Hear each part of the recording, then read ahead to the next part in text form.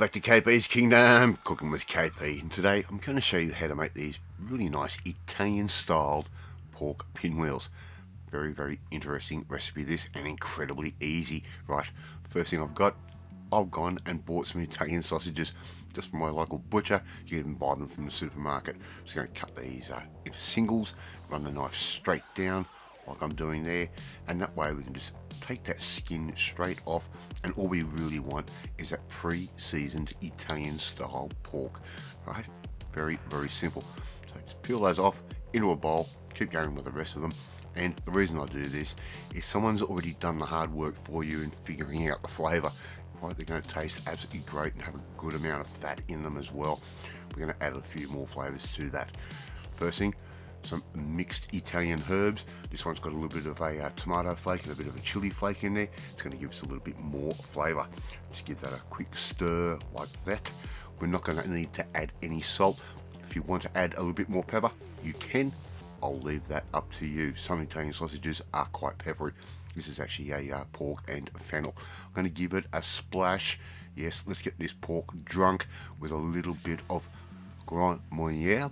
That goes in, and all we have to do is stir that up. I've got 2 sheets of puff pastry. I'm going to key up the edges using the back of a fork, like that. Put the 2 scratched edges together like I am doing there, and all we need to do is press those 2 together, again using the back of the fork, and it will just make one nice big piece of pastry. Right, so just do like that. Right, let's get some flavours happening. I've got a little bit of a pickle relish that I'm going to put down. You can put down whatever you want. Put down a tomato base if you want. You can skip that altogether and maybe add a bit of cheese, but I find the pickle works really good. I'm actually using a bit of cranberry jelly right there.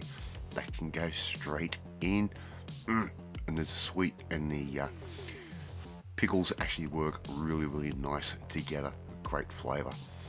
Alright, now it's time for us to add our meat. I'm going to do this in a fast forward motion.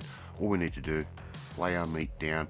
I'm going to give it a little bit of a tail and a little bit of an edge. Okay, so just do that. Just keep pouring that meat on, and we want to get this fairly full, but we also want to get it at an even thickness all the way through. So just keep pushing that down like that, and all we really need to do now is just add our last herb, and I'm going to use some fresh basil. Nothing better than using fresh basil. Gives it a really nice zingy flavour, real nice minty type flavour to this particular meal. All we need to do now is roll this up very nice and carefully, like it's a great big sushi, but we want to make sure the meat keeps going around and around. Alright, so just watch that paper. We don't want to eat that. Just carefully roll it and get it quite nice and tight if you possibly can, because we want to keep these pinwheels really nice and presentable when we've finished cooking them. And as you know, and as you can see, as I'm rolling this, it's getting fatter and fatter and fatter, and it's exactly what we want to do. Keep rolling that like that, and I've already got my oven sitting at around about 180, 190 degrees Celsius, because we're going to bake these, and these are great on a cool evening for a quick meal or even a snack. Alright, we've got that rolled up. Going to get a nice sharp knife, and we're going to cut these around about just over ½ an inch or 12 to 14 millimeters thick. There we go. We can put that straight down on top of our baking paper on a baking tray. Use a good sharp knife, and use a rocking motion or a sawing motion, and that way we'll get these really nice and presentable. I just put those straight down.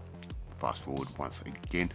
So I'm going to put these in for around about ½ an hour, and for the last 10 minutes I'm actually going to add another secret ingredient, which is going to make this even better. Again, the kids are going to love these, especially if they're a mild Italian sausage. If they're a hot one, maybe not so. Anyway, they go in, we're going to come out. We've got about 10 minutes left to cook. We're going to cook these for 40 minutes in total. I'm going to add a little bit of cheese. Use your favourite. A mozzarella blend always works out quite nice, even just a straight parmesan or a pecorino. Right, they're going to go back in for 10 minutes, and before you know it, we're going to have these amazing pinwheels that are ready to serve. You can see the nice cheesy top. The sausage is all cooked through, and a nice little golden pastry as well. Just put that straight down on your plate. One is quite filling, believe me, but I'm a glutton, so I'm going to go for two and serve that up with whatever you want. I'm going to use a potato pumpkin mash, just like that. Now, how easy was that to make? Alright, thank you so much for watching this video. I really do appreciate it. If you like this video, hit that like button. It gives me confidence. It should make you feel warm and fuzzy too. Please share this video with all your friends on all platforms of social media. We're trying to get the name of KP's Kingdom out there. Don't forget to hit that notification bell. You'll be notified every time a new video goes up. More importantly, you want to learn how to make something a little bit more creative, a little bit more inventive, and incredibly tasty for the whole family. Well, you need to come and join the family, my family. Hit that subscribe button and you'll never miss another one of my videos again. I'm off to eat my Italian style pork pinwheels, and I will catch you next time. Bye!